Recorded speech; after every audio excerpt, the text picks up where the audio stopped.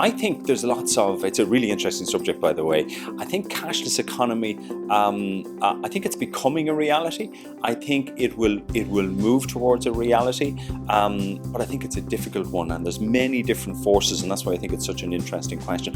If I, for instance, took contactless versus mobile payments, a lot of people a year ago were talking about M-payments, we're talking about, Apple Pay and all these challenges that were coming across traditional payment mechanisms, and then you see contactless. And what we're seeing in the last 3 and 6 months, I think, in the industry, both in Western Europe and I think globally to some degree, is that what contactless has done, it's slowed down on payments.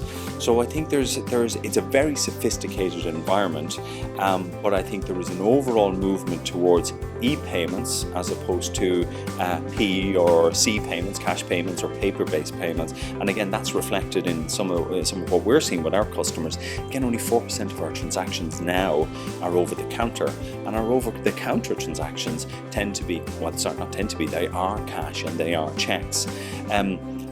But there are many forces affecting that conversation. So it's interesting to think about, I guess, behaviours in different demographics, and it's interesting to think about trust. And I think trust is probably one of the primary drivers that's going to probably keep cash around for a little while. It's probably going to stay around longer than some people think, but it will definitely, I believe, almost vanish, probably in a shorter term term than most people actually think about. So though I think we have moved to a digital, to an e-economy and to e-payments. There are multiple methods of e-payments and they're all competing at the moment, but ultimately I think we will get there. There's lots of exciting things happening in the fintech world at the moment. Key things that I think are most exciting at the moment is the advances in blockchain. So there have been 50 jobs announced today, I think, in one of the leading consultancies here. So that's going to be interesting to watch how that affects the job market and an increase in jobs in that area. Also how the Internet of Things, artificial intelligence and other key emerging technologies and how they're disrupting traditional financial services, I think is going to be very interesting to keep an eye on.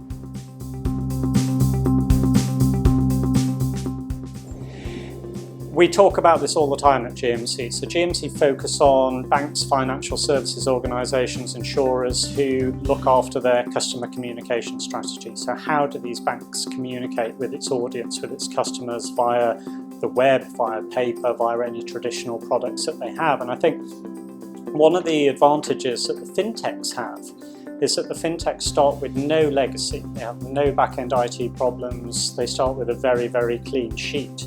And it enables them to innovate. It enables them to do a lot more about mobile communication with their customers.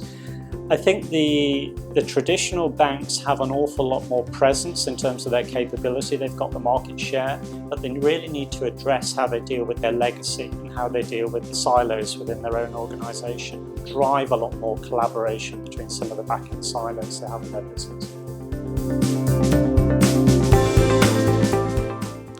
Well, I think the key thing about fintech startups is our weaknesses of strength. We don't have a domestic market.